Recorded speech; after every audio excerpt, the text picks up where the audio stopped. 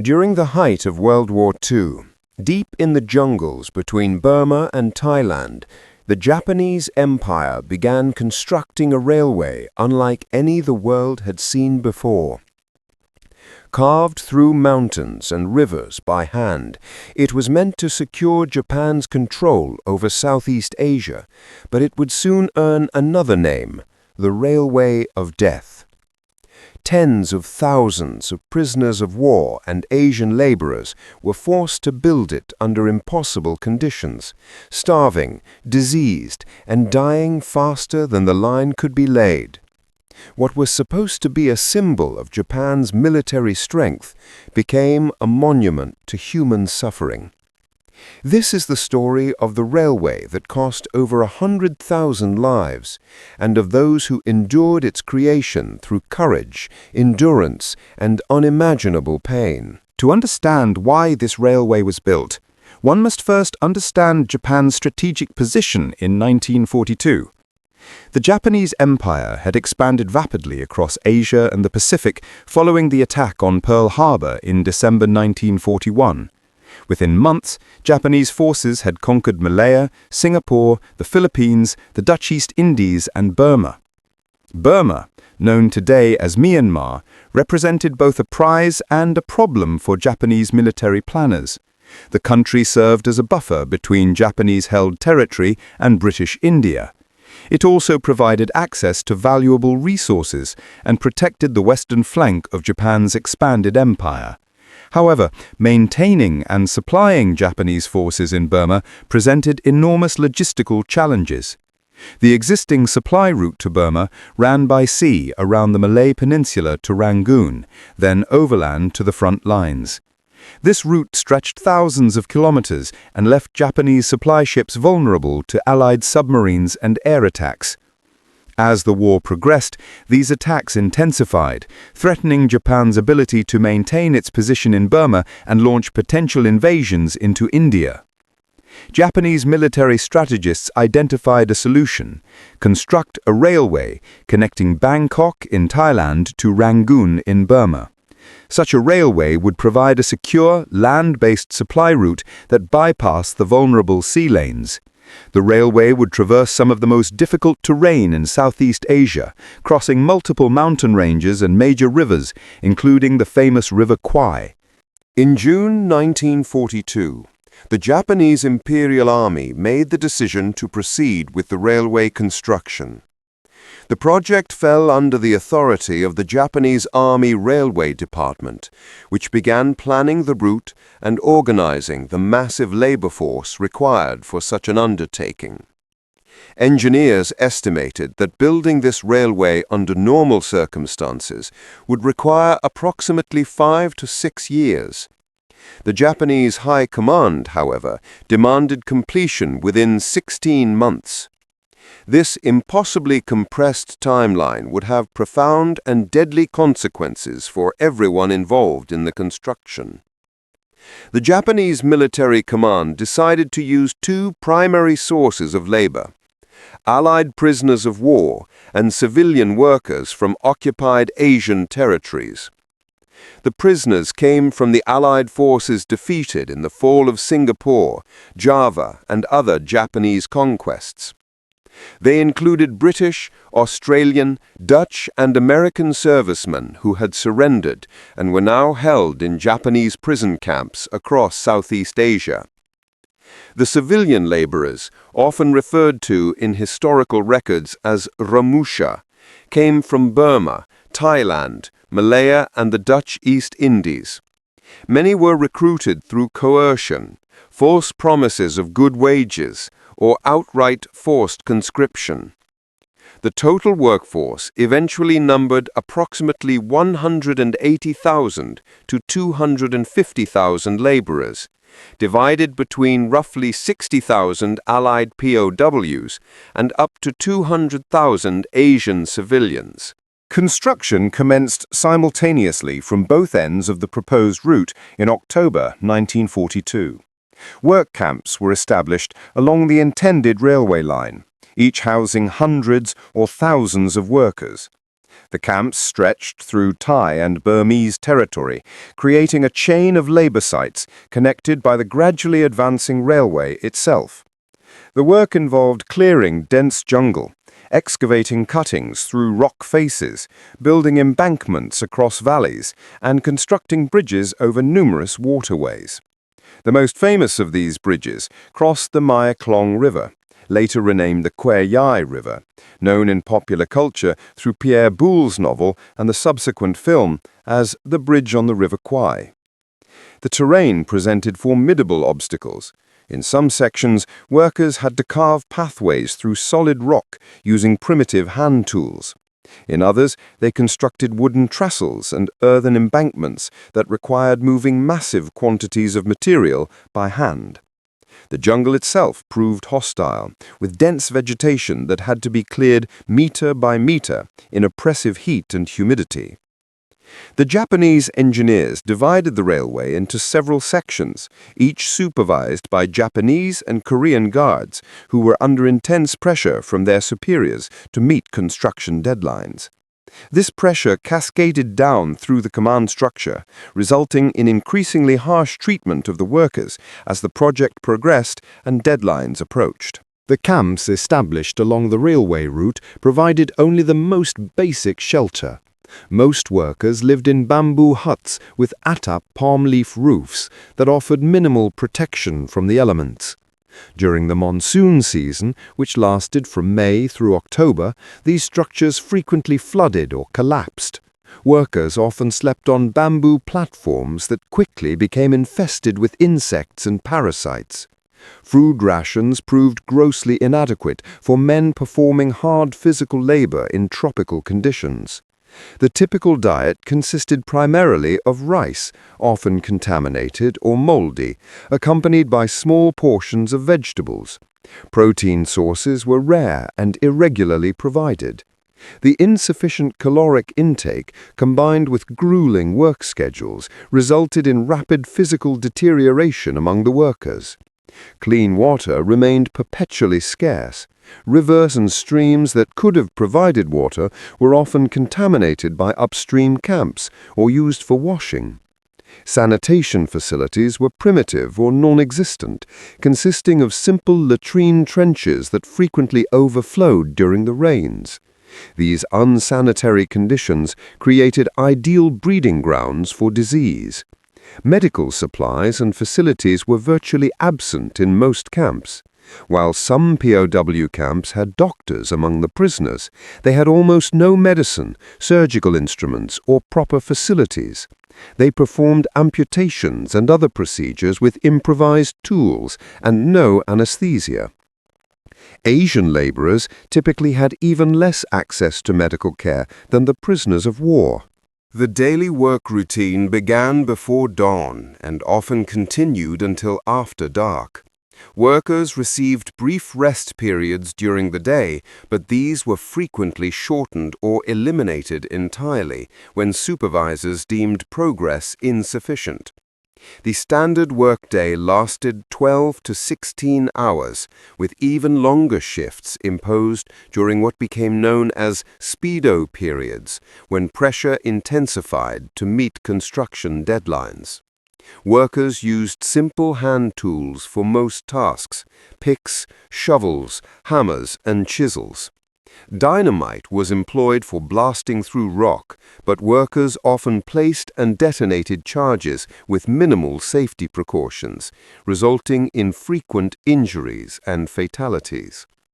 Heavy loads of earth and rock were carried in baskets or on makeshift stretchers, with workers forming human chains to move material across difficult terrain.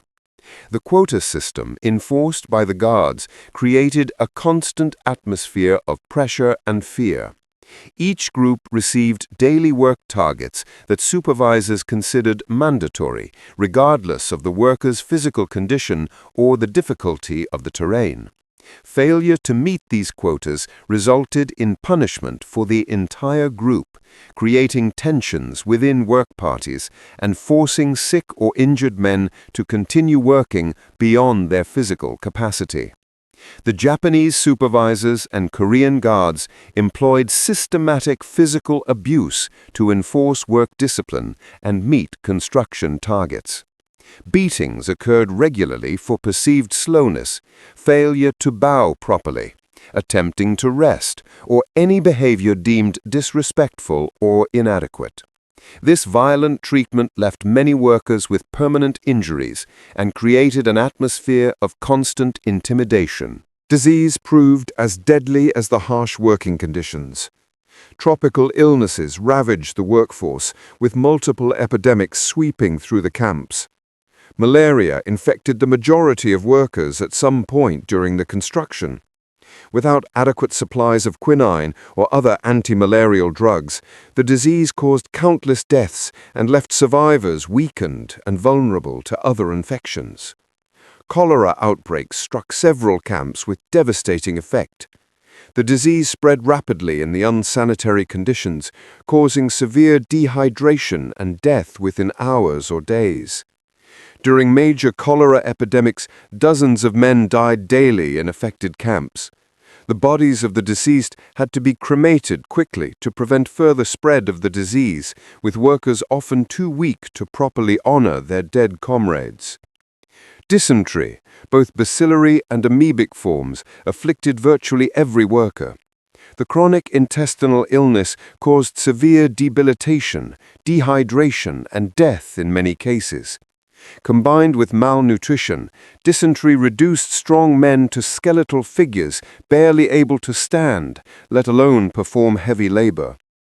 Tropical ulcers developed from minor cuts and scratches that became infected in the unsanitary jungle environment. These ulcers grew rapidly, sometimes exposing bone and causing flesh to rot away. Without antibiotics, doctors could do little except scrape away dead tissue and, in severe cases, perform amputations to prevent the infection from becoming fatal. These amputations were carried out with saws and knives, often without anesthesia, while other prisoners held down the screaming patient. Beriberi, caused by thiamine deficiency in the rice-based diet, caused painful swelling, nerve damage, and heart problems. Pellagra and other nutritional deficiency diseases added to the medical crisis. Men went blind from vitamin deficiencies. Others developed skin conditions that left them covered in painful sores and rashes. While Allied prisoners of war have received substantial historical attention, the Asian civilian workers who died in even greater numbers remain less documented and remembered. These men, women, and sometimes children came from diverse backgrounds across Southeast Asia. Many were peasant farmers, plantation workers, or city dwellers who found themselves conscripted into a project from which few would return. The Asian laborers generally received even worse treatment than the POWs. They had no international conventions to protect them, no Red Cross inspections, and no home governments to advocate for their welfare. Many spoke no common language with their guards or with each other, making communication and mutual support more difficult.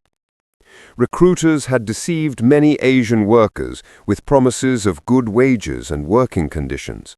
Instead, they found themselves trapped in the jungle, unpaid, starving, and worked to the point of collapse.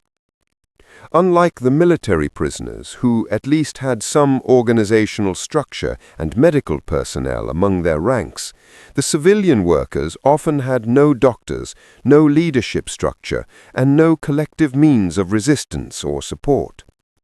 Women and children numbered among the Asian labor force, particularly those from Burma and Thailand. They faced additional hardships and vulnerabilities.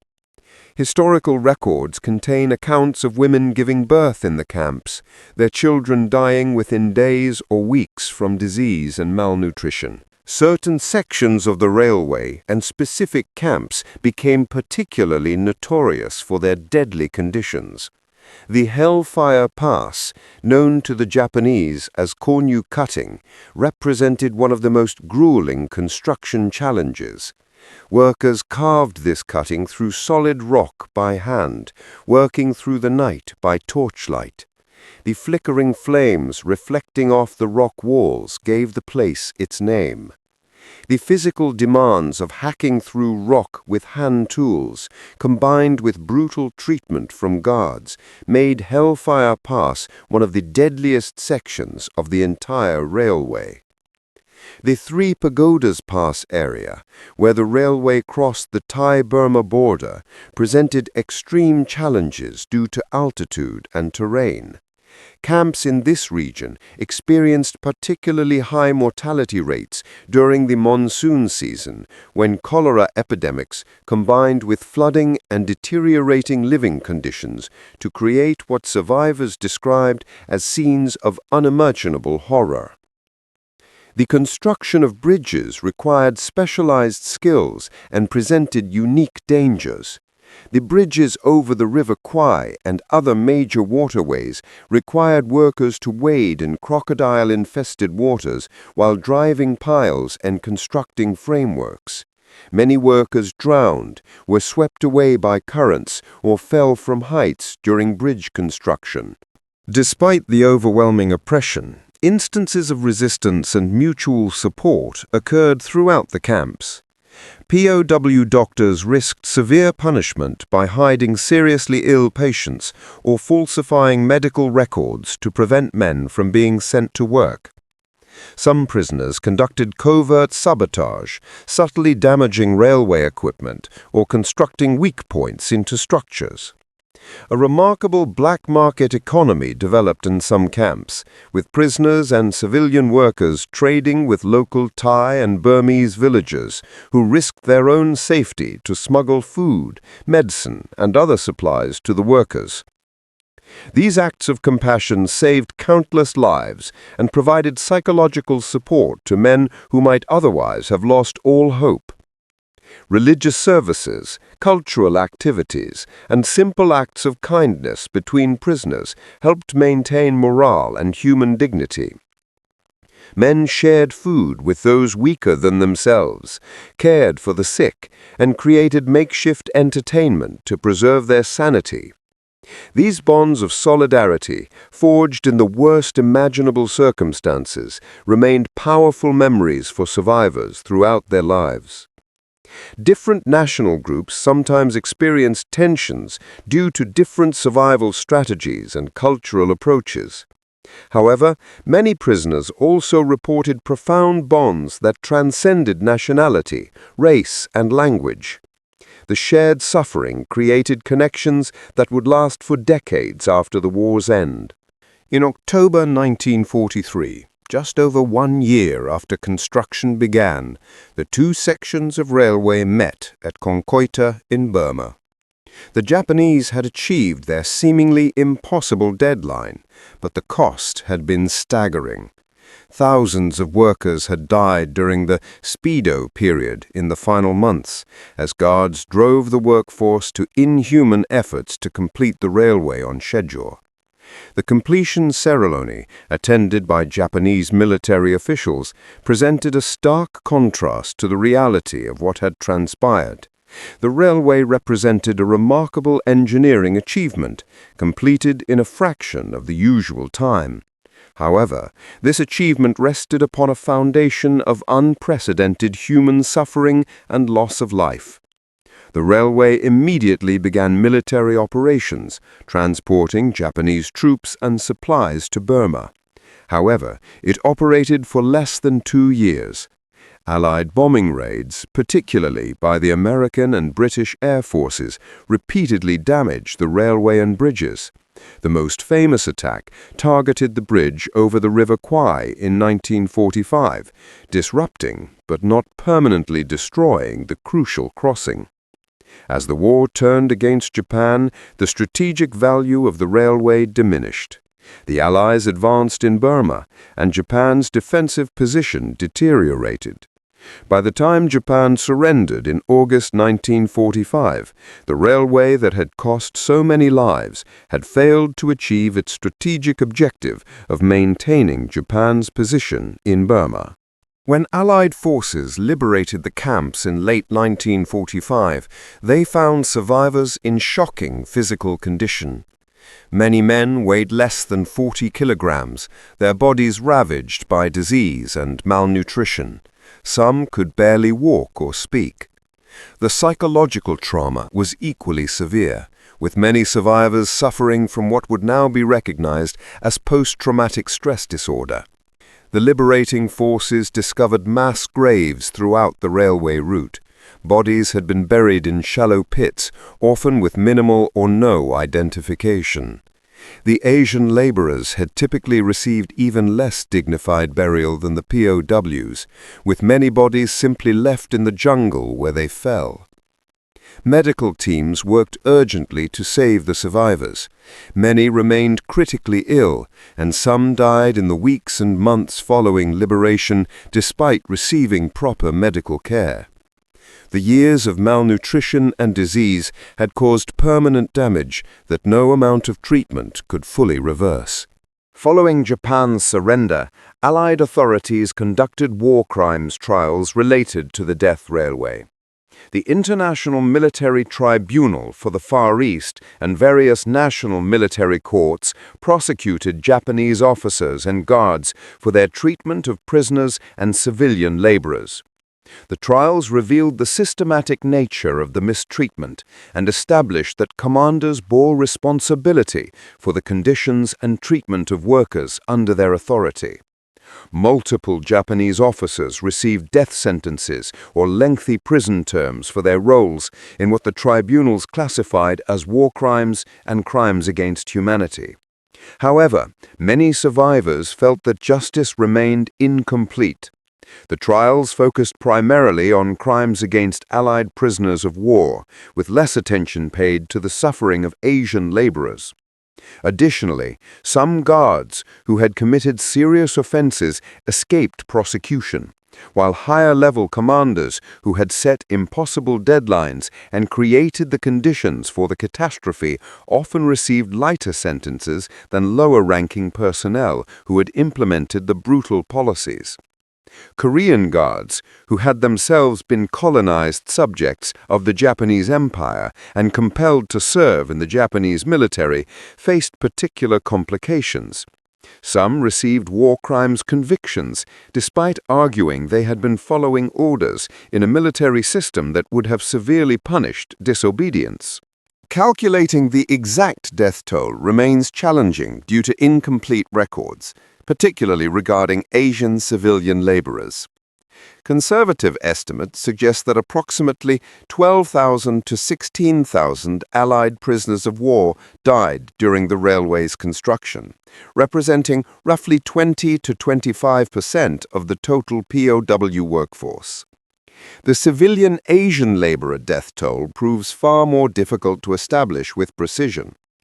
Estimates range from 80,000 to over 100,000 deaths, though the actual number may never be known with certainty.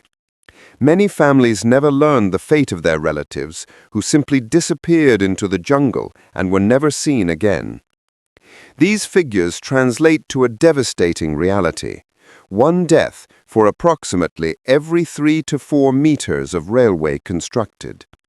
Each kilometer of track cost an average of 240 lives. The railway earned its grim nickname not through exaggeration, but through brutal mathematical reality. The death rate varied significantly between different sections of the railway and different time periods. Some camps experienced mortality rates exceeding 30%, while others had somewhat lower rates.